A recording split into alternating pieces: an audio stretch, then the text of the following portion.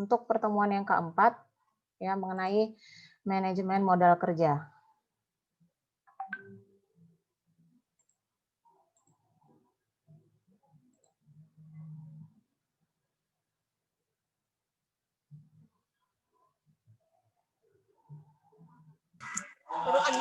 Sudah ada tampil di layar kalian?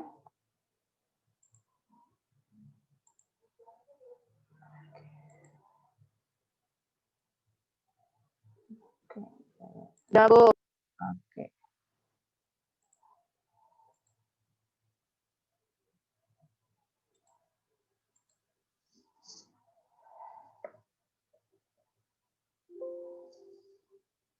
Oke, saya mulai ya. Pertemuan keempat kita bahas mengenai working capital atau manajemen modal kerja. Nah, sebelum kita bahas mengenai apa definisi dari modal kerja, harusnya kalian ingat juga ya apa fungsi dari manajemen keuangan itu sendiri. Nah, manajemen keuangan itu ada fungsi dasarnya ada dua. Yang terutama yaitu membantu pihak manajerial dalam membuat keputusan investasi dan yang satunya lagi adalah membantu dalam membuat keputusan pendanaan. Ya, baik investasi maupun pendanaan ini semua bisa Anda lihat pada neraca yang dimiliki oleh perusahaan terkait dengan aktiva dan kewajibannya. Nah, berikutnya ya. Oke. Jika kita lihat dulu, apa definisi dari working capital? Saya coba random dulu. Si Gabriela. Modal kerja menurut Gabriela apa? Mute kan dulu suara. Oke. Modal kerja menurut Gabriela apa?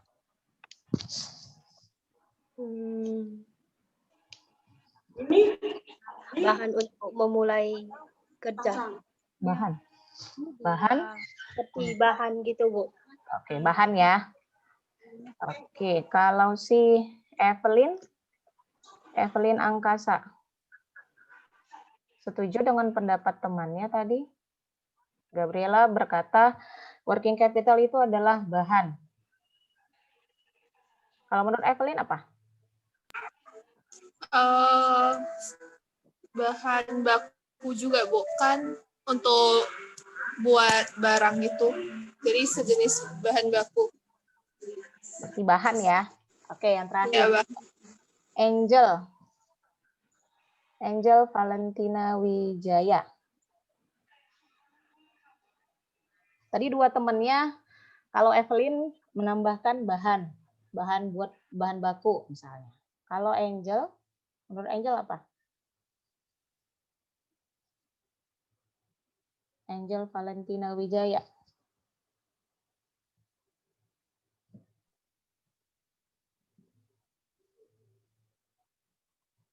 Modal kerja.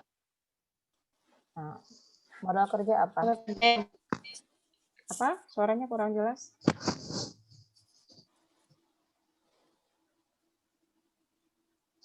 Apa Angel? Modal kerja?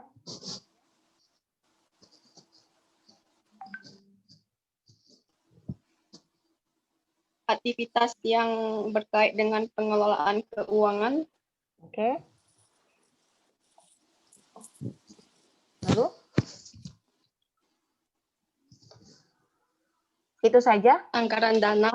Ya. Anggaran dana. Anggaran dana. Oke, terakhir deh, si Calvina mana? Menurut Calvina, modal kerja apa?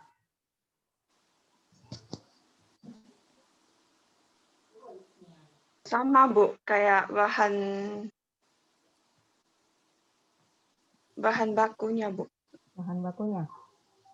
Oke. Oke, sebentar ya.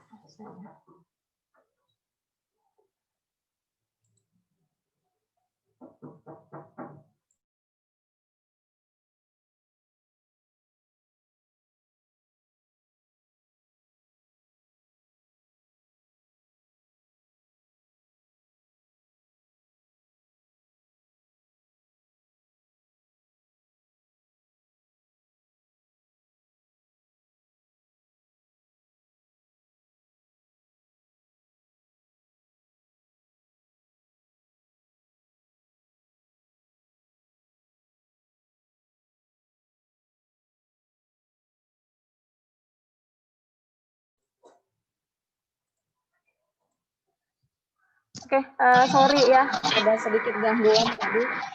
Oke, saya lanjut. Tadi Kalvina katanya bahan ya. Bahan untuk, sama seperti pendapat Gabriela, bahan untuk membuat misalnya. Ya, jadi sebenarnya ya, working capital kalau kita pisahkan itu ada dua kata. Ada working, ada capital. Berarti ada modal, ada kata kerja. Nah, berarti sederhananya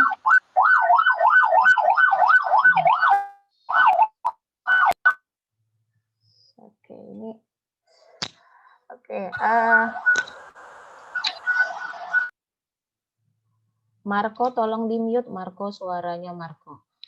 Ya, saya ulangi, working capital ini adalah modal. Modal kalau saya katakan sebagai dana atau uang, saya dana yang dibutuhkan oleh perusahaan untuk bekerja. Modal untuk apa? Untuk bekerja. Kerjanya perusahaan itu apa? Misalnya. Ya, tadi misalnya untuk produksi. Kalau produksi berarti butuhnya apa? Beli bahan baku. Kemudian bayar gaji pegawainya. Kemudian bayar upah, ya, bayar utang dan sebagainya.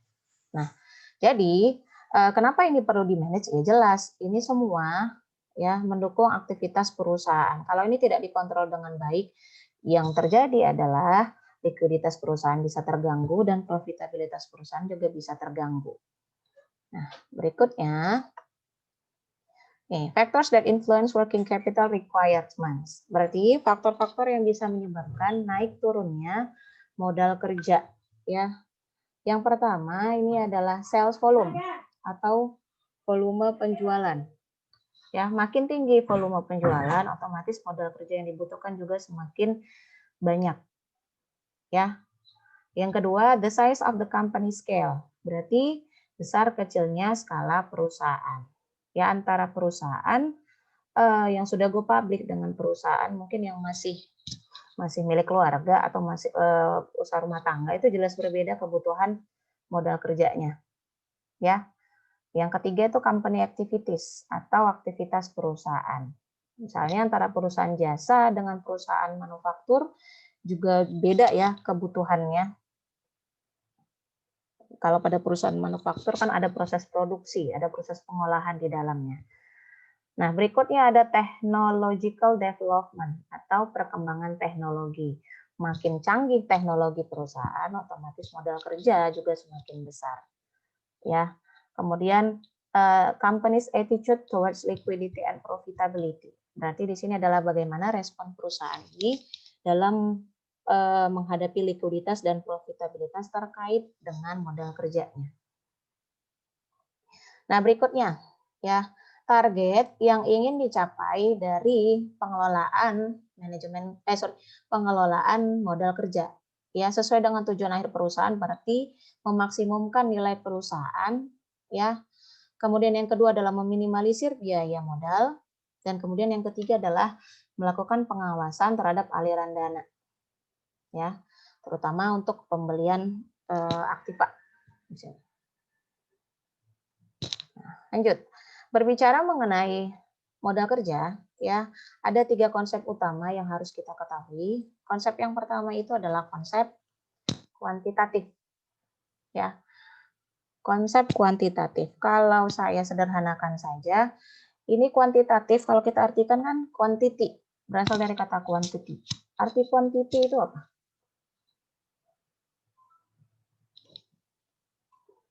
Quantity itu artinya apa? Jumlah. Jumlah ya. Berarti quantity ini adalah konsep jumlah. Nah, yang dimaksud dengan modal kerja secara kuantitatif berarti manajer menganggap modal kerja itu berasal dari total atau jumlah keseluruhan dari aset lancar. Ya. Sehingga ini disebut sebagai gross working capital atau modal kerja kotor. Nah, rumusnya apa? Ya, rumus dari quantitative concept ini tadi, working capital sama dengan total current asset. Ya. Modal kerja sama dengan total dari aset lancar. Oke, ingat ya. Nah, konsep yang kedua, ada konsep quantity, berarti yang kedua ada konsep kualitatif. Konsep quality di sini, ya. Berarti quality atau kualitas.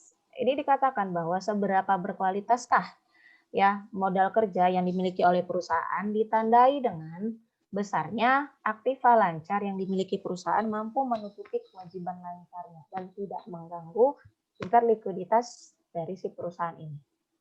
Ya, sehingga ini disebut sebagai net working capital atau modal kerja bersih. Formulanya apa? Ya. Working capital sama dengan total current asset dikurang total current liability. Ya. Total aktiva lancar dikurangi dengan total kewajiban lancar. Berikutnya, konsep yang terakhir ini adalah konsep fungsional. Ada kata fungsi di sini. Berarti modal kerja dalam konsep ini adalah memandang fungsi si dana ini tadi dalam menghasilkan pendapatan. Ya, jadi ada sumber dana yang bisa menghasilkan pendapatan pada saat itu juga, namun masih ada juga yang berpotensi menghasilkan pendapatan pada periode berikutnya. Kalau saya rumuskan sebagai berikut. Working capital sama dengan total current asset ditambah total potential current asset, ya, kemudian ditambah total fixed asset. Oke, untuk lebih jelasnya, saya akan berikan contoh. Ini neraca yang sederhana saja, ya saya berikan. Neraca sederhana yang pertama itu adalah neraca PT Company, ya untuk tahun yang berakhir 31 Desember 2015 dalam ribuan rupiah. Berarti ada 3 digit yang saya simpan di sini. Oke, yang pertama di sisi kiri itu ada aktiva, di sisi kanan pasti ada pasiva. Ya, kalau di sisi kiri aktiva, kita akan mulai dari aktiva yang paling lancar sampai kepada aktiva yang tidak lancar. Itu yang disebut sebagai aktiva tetap. Ya, yang pertama yang paling lancar ada cash.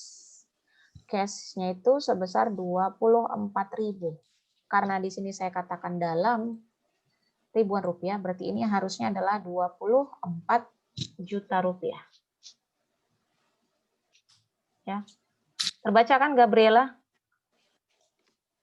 Oke, berikutnya yang kedua, marketable securities. Ada 56 juta ya. Surat berharga. Kemudian yang ketiga ada account receivable atau piutang dagang, piutang usaha sebesar 80 juta, inventory 100 juta. Maka total dari current asetnya adalah 260 juta rupiah. Berikutnya, setelah selesai di current asetnya, kita masuk ke fixed asetnya. Fixed asset berarti aktiva tetap. Ya, dimulai dari tanah atau land 150 juta, kemudian ada building atau bangunan 300 juta, kemudian mesin ada 250 juta. Totalnya adalah 700 juta rupiah. Sehingga total dari aktiva keseluruhan adalah 960 juta. Oke, kita pindah ke sisi pasiva. Pasiva berarti ada kewajiban dan ada modal. Ya, ada modal saham. Sehingga kita lihat dulu dari yang paling liquid, ya, kewajiban yang paling liquid. Yaitu yang pertama adalah account payable. Account payable 36 juta rupiah. Kemudian ada notes payable atau wesel utang, ya, 60 juta. Kemudian ada tax payable atau utang pajak sebesar 29 juta. Total dari current liability-nya adalah 125 juta. Ya. Berikutnya ada yang lancar, berarti ada yang tidak lancar. Ya, yang tidak lancar di sini adalah bonds. Bond itu apa? Natalie. Natalie Beatrice. Bond itu apa?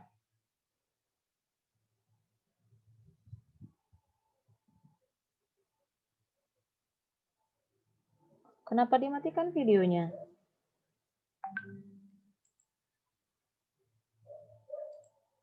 Oke, mana Natali? Natali Beatrice.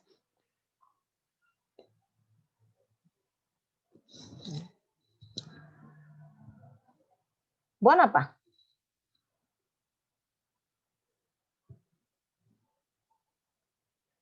Bonds apa?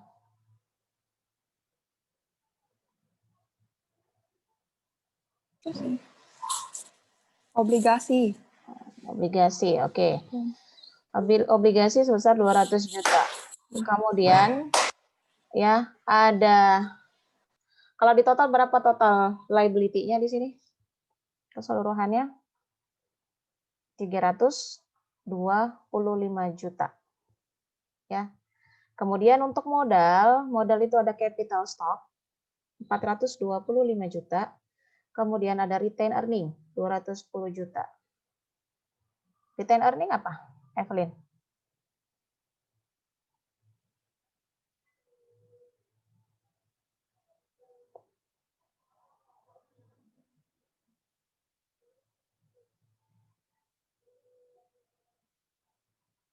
Kalau diartikan retain earning apa?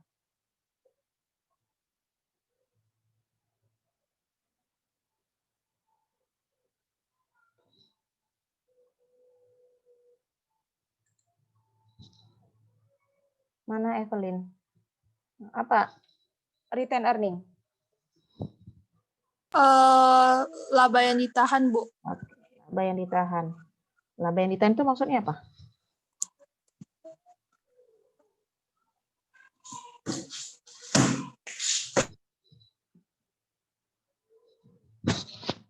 Laba yang ditahan. Berarti laba yang kita simpan. Laba yang ditahan. Kenapa harus ditahan labanya?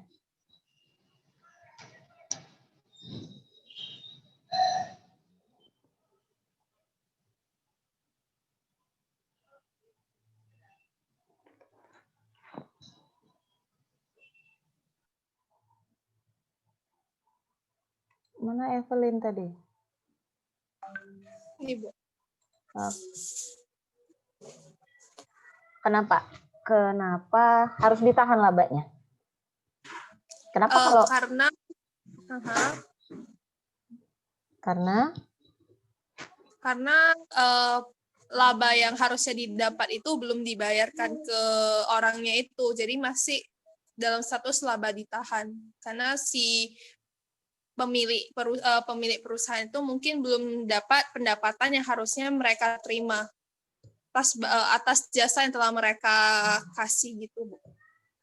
Felicia Christine, laba ditahan apa? Setuju nggak dengan pendapat si Evelyn tadi?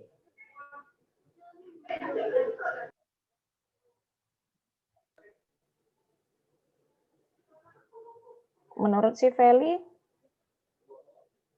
Laba ditahan itu bagian dari laba bersih perusahaan yang dengan sengaja dibagikan kepada para pemegang saham. Yang sengaja dibagikan. Kalau dibagikan berarti nggak ditahan lagi dong.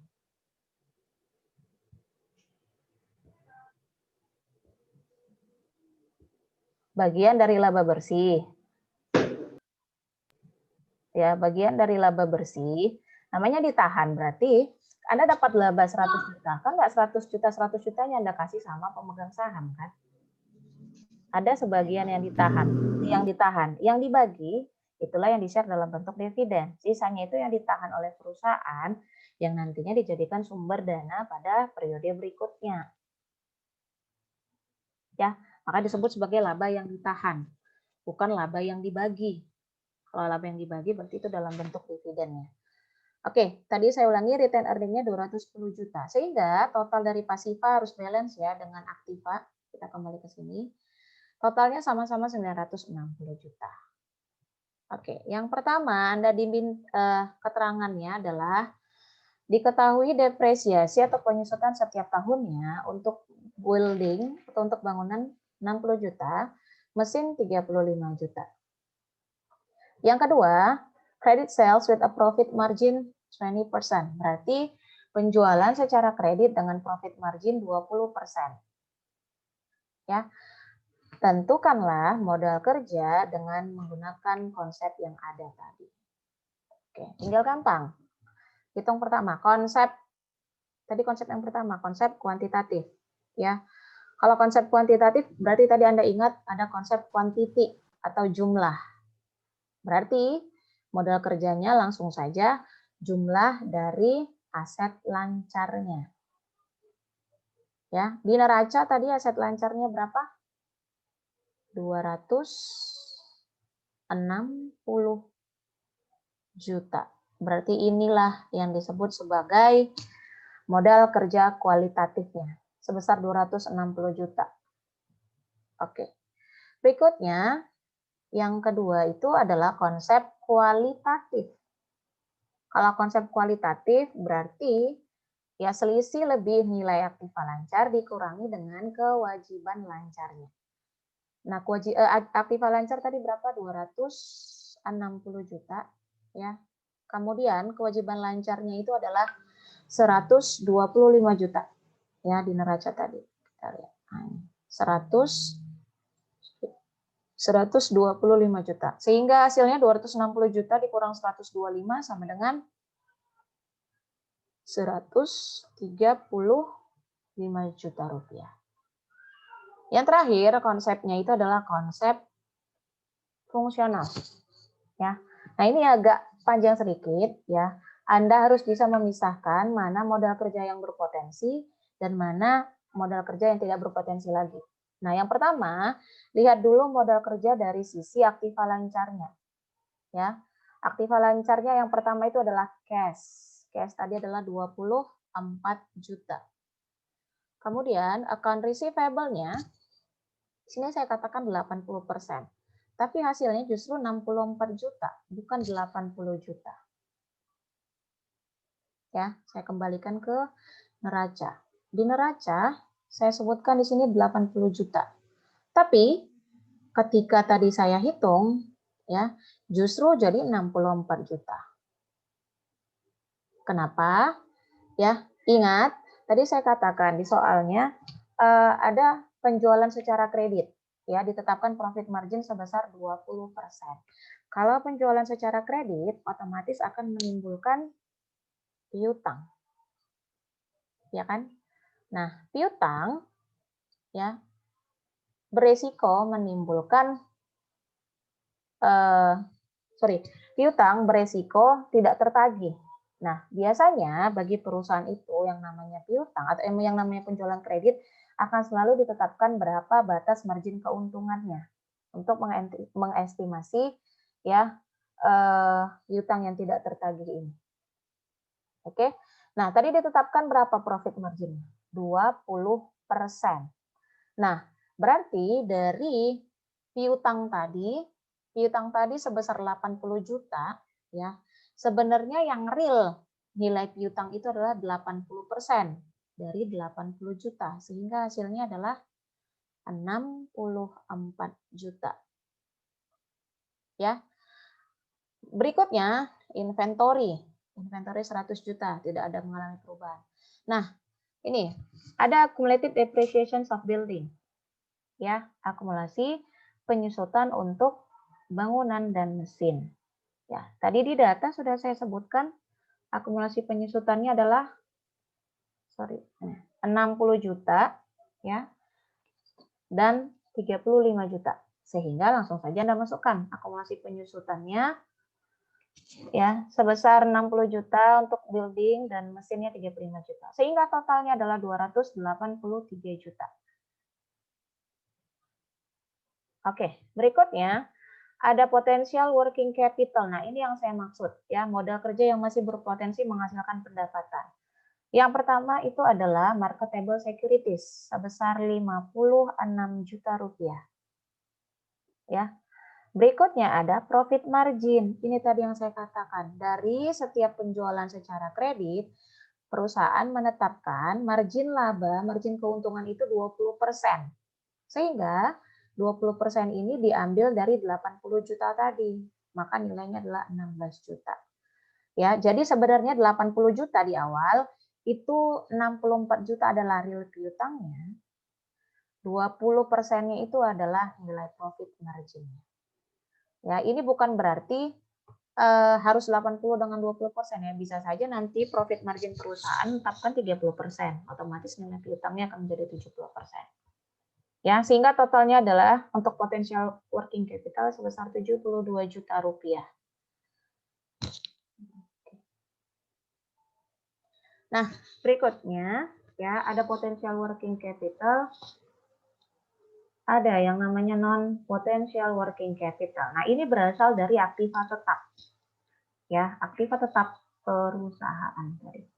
Land atau tanah sebesar 150 juta.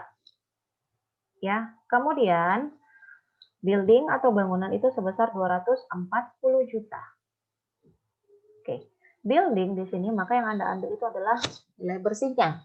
Berarti setelah dikurangi dengan penyusutan. Tadi penyusutan berapa untuk building?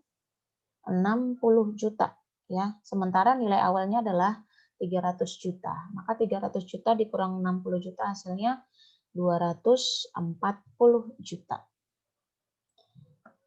Berikutnya ada mesin. Ya. Mesin di awal itu disebutkan sebesar 250 juta.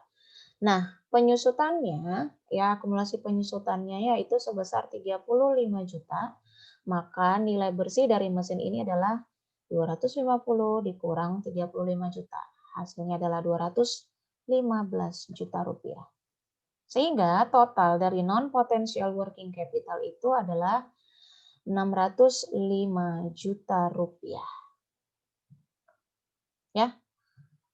Oke. Nah, di sini yang perlu Anda ingat adalah working capital itu nantinya bisa dikatakan ya optimal jika bisa mempertimbangkan ya rasio keuangan terutama dari sisi likuiditas dan profitabilitasnya.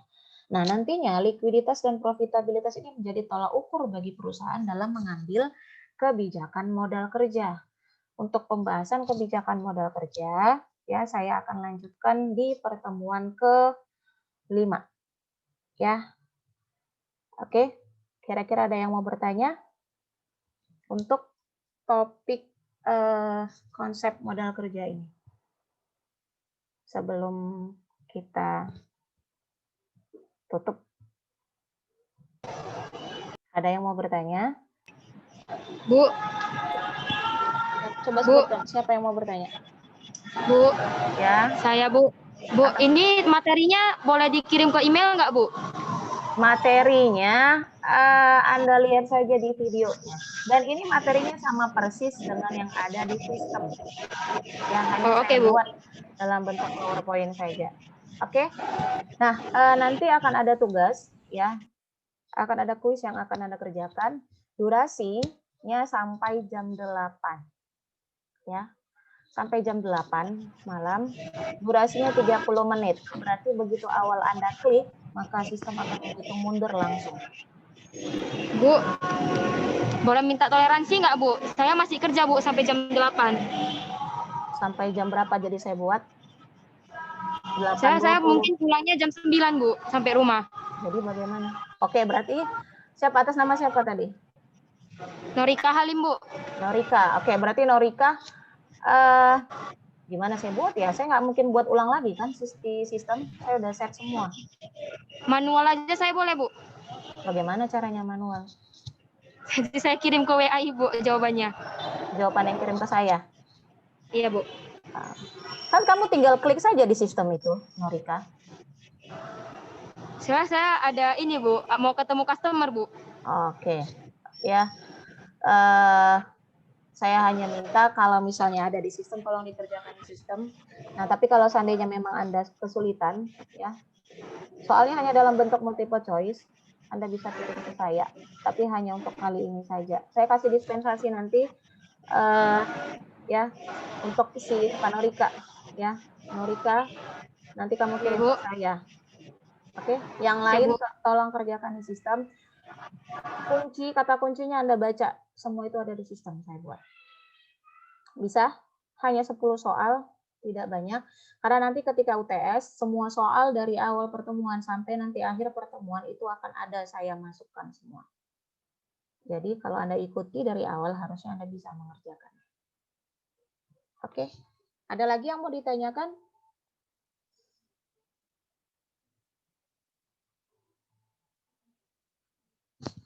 Ada lagi? Kalau tidak ada, ya saya tutup pertemuan ini. Nanti di pertemuan setelah UTS tetap akan diadakan Zoom, ya sesuai dari prodi. Setiap kelas wajib diadakan Zoom minimal 2 kali. Ya, berarti saya buat di sebelum pra UTS yaitu sekarang, dan setelah UTS biasanya di pertemuan ke-8 atau 9 akan saya buat. Ya, tolong Anda atur waktu Anda.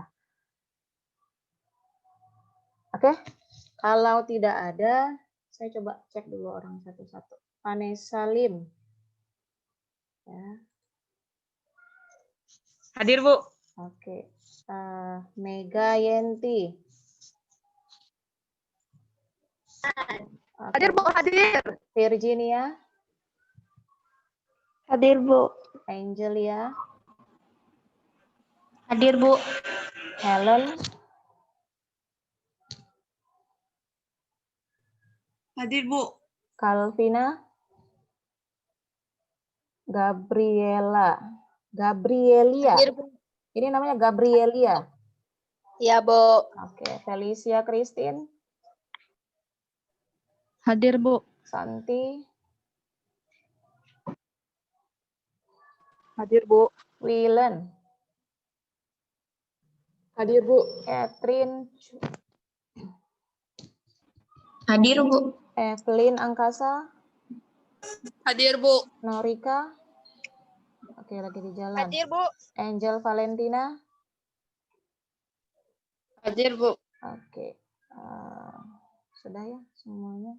Yang 2 ini tidak jelas kabar beritanya ada di mana. Oke, sudah ya. Saya tutup. Terima kasih atas atensinya. Ya, Anda sudah meluangkan waktu bersama saya di 30 menit ini. Selamat mengerjakan tugas, selamat beraktivitas, dan selamat sore menjelang malam. Malam, Bu. Malam, Bu. Malam, Bu.